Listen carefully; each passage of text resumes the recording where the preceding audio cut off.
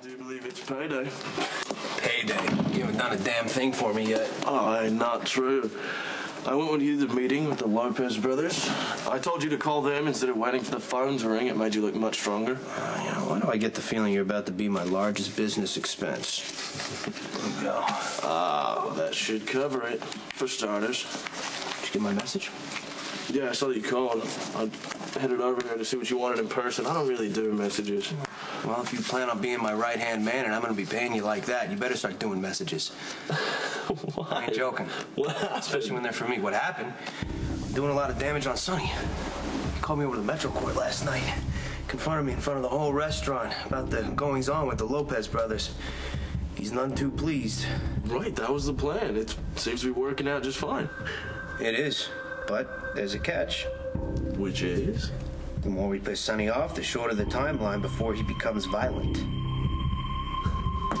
You know, I'm still impressed with the simplicity of your plan. I mean, you piss Sonny off to the point where he comes out, guns blazing, he gets arrested, goes away, end of story. The only problem is that little we could die thing. Well, that little we could die thing is why I pay you so handsomely. Yeah, you know, I have to confess, it doesn't bother me at all we're going after Sonny either. Not a fan? No, he was ready to shoot me for beating his daughter without proof.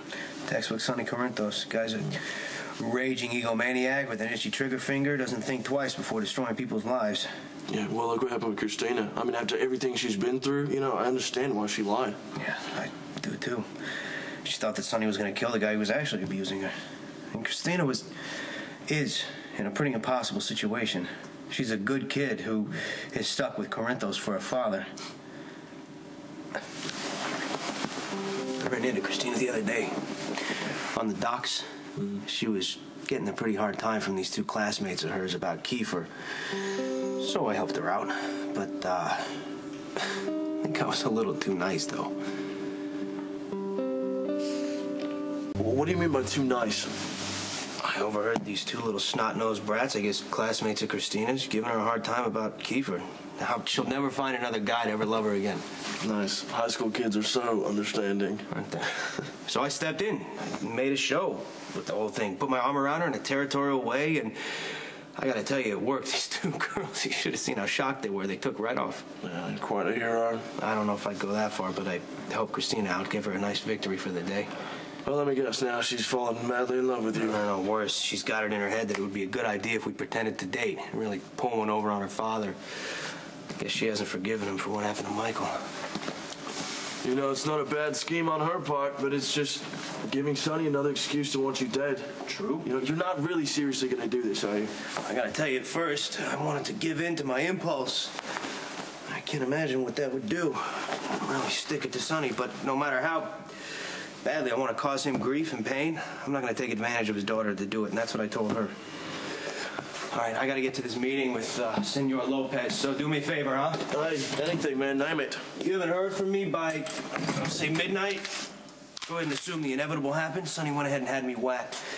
Donate all this crap to charity, will you? Yeah, gladly. But I get to keep the penthouse, right?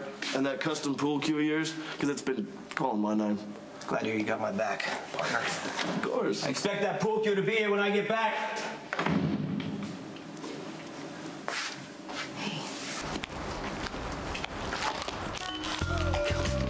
Really?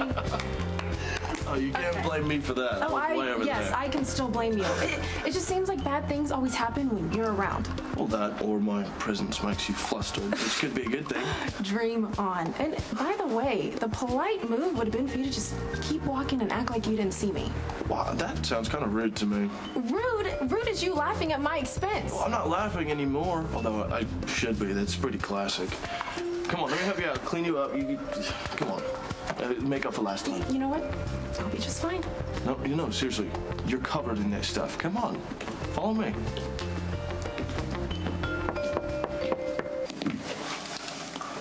Wow, nice place. You live here?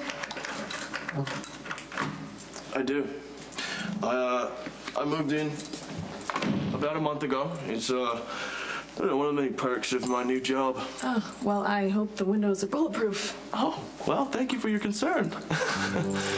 It's, you know, it is a nice place, but sometimes it seems a little a little big for just one person, you know? It's nice to have company, especially company as lovely as you.